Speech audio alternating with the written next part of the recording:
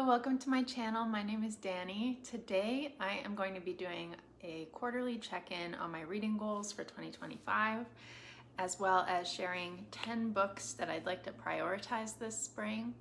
Here in Wisconsin, we just had daylight savings and it is finally starting to feel like spring.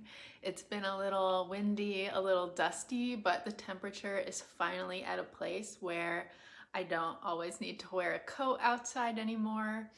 I need to move some of my outdoor furniture back out onto the balcony so I can start reading out there while soaking in the sun. I might also this year try to buy some plants for my balcony. I'm like a brand new plant mom. I have never really owned a plant in my life until a month ago, but I want to lean into it. I just need to figure out what plants I want out there, what can survive in Wisconsin on a south-facing balcony with direct sunlight all day. So please leave a comment if you have any advice on that front, if there's any plant people watching this. On that note, let's get into it. I want to start first with my quarterly reading statistics. As of today, March 16th, I have read 15 books so far this year. So that's exactly a quarter of the way through my reading goal of 60 books this year. So I'm slightly ahead of schedule, which is great. Of those 15 books, they fall into four main genres, I would say. I read 6 fantasy, 4 literary fiction, 3 nonfiction, and 2 mystery books. I think we could double count James and Circe as historical fiction, but both of those are retellings. So to a certain extent, neither of them feels particularly historical. Maybe James does. They felt more conversant with the source texts to me than with the historical period, if that makes sense. So in my mind, I don't necessarily think of them as historical fiction, even though they are. Anyway, those genre statistics look more or less in line with what I expect, what my reading usually is. I would expect literary fiction, fantasy, and historical fiction to take up the bulk of my reading, followed by nonfiction, followed by sprinkles of other genre fiction, mystery, sci-fi, horror, romance. I do feel like I have been experiencing a bit of a fantasy renaissance this year, reading some heftier traditional fantasy books that I really enjoyed, like The Lies of Locke Lamora and The Black-Tongued Thief. So I'm curious if fantasy will continue to beat out literary fiction next quarter. But as I'm thinking about my TBR, probably not. We're in prize season at this point with the Women's Prize, the International Booker Prize, and I want to read all of these literary fiction books that have been longlisted for these prizes. So probably not. But also, the new Reddit fantasy bingo board will come out next month, and I will have several fantasy series that I want to continue. So we'll see. Maybe I can have it all. The only other stat I'm really interested in tracking at this point, outside of my goal specific stats, which I'll get to in a second, is my average star rating. So my average star rating so far is 3.8, which is awesome. I only had 2 2-star reads. I had 3 3 stars, 6 4 stars, and 4 5 stars so far this year, which is great. I think that speaks to me finding my reading taste and really reading backlist books this past quarter that came highly recommended and that for the most part I knew I was interested in reading. I wasn't so much taking risks on new releases, so I expect as the year goes on that average rating will go down, but that's okay. Now to get to my reading goals a little bit more, I have that overarching goal to read 60 books, but I had some more specific benchmarks I wanted to hit with my reading this year that I laid out in a previous video. Since then, I have ported those goals and some new ones onto my own version of Literary Diversion's bingo board from hell. And so far this year, I have read only one 2025 release, Emily Wilde's Compendium of Lost Tales. That is also one series I have completed in addition to 2 others that I have made progress in. I have read one classic in Shakespeare's Macbeth, which is also my one reread so far this year. And I had a goal to read 12 books longlisted for 12 different book prizes, and so far I have read 2 there. I read James by Percival Everett. That won the National Book Award for Fiction last year, but it also recently made the shortlist for the Aspen Wiz Literary Prize, which is the prize I was thinking about as I read it. And that's an interesting prize that awards novels with a social impact. I also read Autocracy Inc., which was longlisted for the Women's Prize for Nonfiction. Those goals that I've discussed so far were more my focus and really are more of a stretch. The other goals here are more for my own curiosity to track them, but I suspect based on what this looks like so far that I haven't set the bar very high. I don't think these will be too challenging to complete this year. So I wanted to read 4 big books and I've read 2, and I'm defining a big book as 500 pages or more. I have read 3 nonfiction books. I have read 9 genre books, which is just me tracking how much I'm reading literary fiction versus genre fiction. And I have 10 new to me authors, which I threw on there just to make sure I'm branching out and not reading just exclusively series or authors I'm familiar with. So, having laid out my annual goals and the benchmarks I have in mind for this year, I pulled together a list of 10 books that I want to prioritize this spring. First up, for my rereads goal, I have one reread that is top of mind that I can't believe I haven't already started, given that this was, my main book that I wanted to read this year. I want to read Niccolo Rising by Dorothy Dunnett, who is my favorite author of all time. She wrote my favorite series of all time in the Lyman Chronicles. And the Lyman Chronicles and this series, The House of Niccolo, are both historical fiction. This House of Niccolo series follows a young merchant, Nicholas van der Poele of Bruges, as he, quote, schemes and swashbuckles his way to the helm of a mercantile empire.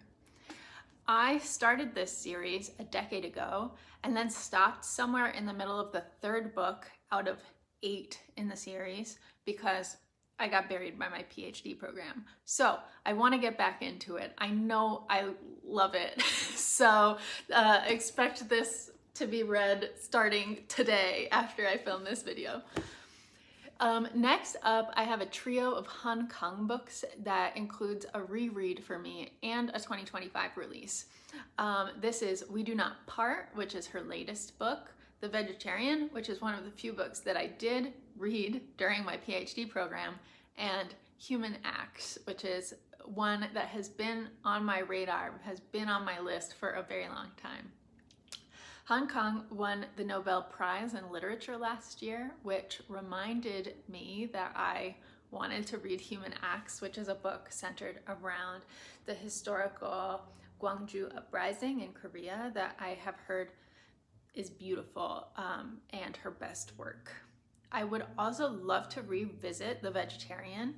I read that originally as a sort of book club thing with some friends in 2019. And I remember that I did like it, even though it was totally not what I expected it to be. And so I'd like to go back with more of a sense of what it is. And then while I'm reading her, why not read her newest release, which I understand explores another tragic piece of Korean history, the Jeju Massacre.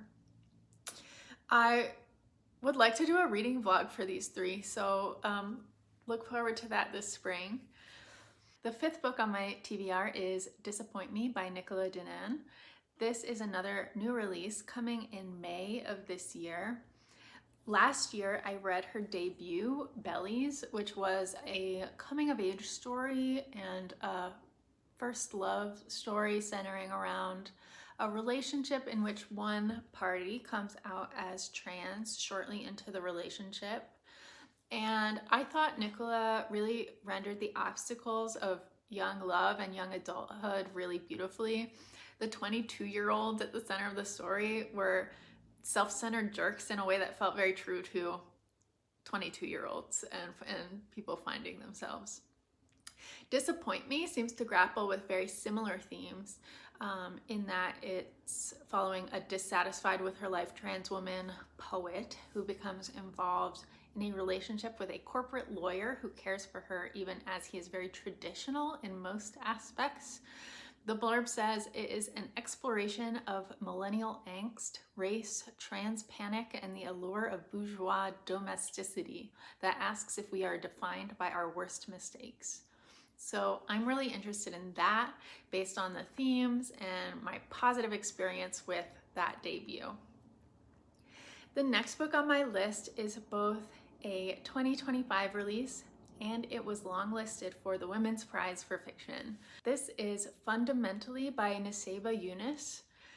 The first line of the blurb reads, "A wickedly funny and audacious debut novel following a heartbroken academic as she lands in Iraq to lead a United Nations-backed de-radicalization program created to reform ISIS brides." I think if this is the British style satire that I think it is, it will be very up my alley. So this one is currently on hold at my library and I am very excited to get to it soon. And then I have one more prize book on my TBR in the form of On the Calculation of Volume, Volume 1 by Solvay Bala. This is a book that I fully placed a hold on at my library last fall.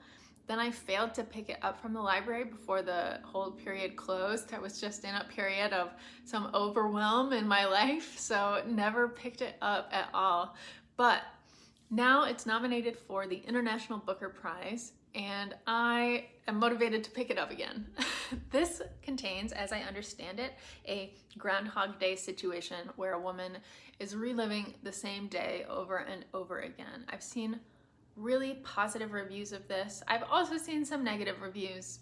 We'll see where it lands. But I love time shenanigans in fiction personally. I just think it's a really rich and interesting space for exploration. I just find it interesting in and of itself. So I'm very curious to see this book.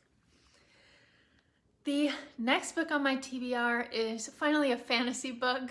This is The Daughter's War by Christopher Buehlman.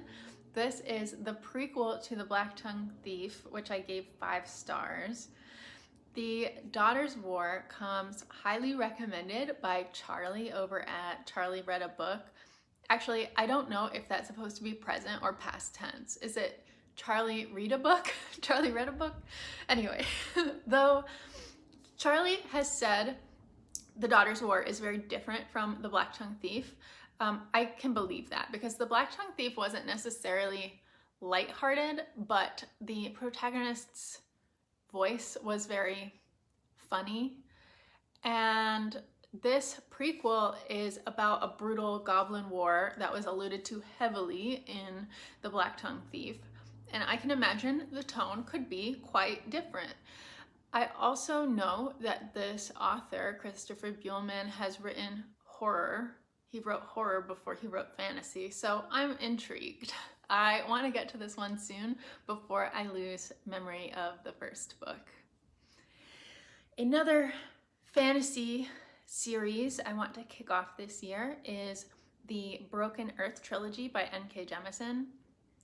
It's funny, I think probably because I missed the wave on this series so entirely. I've seen this book mentioned frequently, but not pitched really. So I really had to search for what this book was about. But it seems like it's a mixture of sci-fi and fantasy where the characters are living on a planet periodically racked by devastating tectonic events like earthquakes and volcano eruptions. But certain individuals have power to control the earth and geophysics, and it's about that society. I think this was one of the very few sci-fi fantasy books on the New York Times Best Books of the 21st Century list that came out last year. And that is another reason I'm really curious to pick this one up. The final book on my spring TBR is Fire Exit by Morgan Talty. This is just one that's been languishing on my library holds list for a very long time. It's been on my radar since it was published last summer, and it was longlisted more recently for the Aspen Words Literary Prize. The protagonist of this book is a man named Charles who lives across the river from the Penobscot Indian Reservation in Maine, and he watches his daughter Elizabeth grow up on the res across the river. That she is his daughter is a secret, and a secret that he is grappling with when Elizabeth suddenly goes missing. This is also a book, as I understand it, that casts a critical eye on the concept of blood quantum. So I'm really interested in this book. I think the themes of complicated family relationships are ones that I frequently enjoy. That concludes my spring TBR, my goals check-in. I wanted to keep it really focused and obtainable, so I still had room to branch out and read books more spur of the moment, but I have a plan as well. So let me know in the comments what you're reading and looking forward to this spring. Let me know again if you have any plants advice specific to sunny Wisconsin summers. I will see you next time.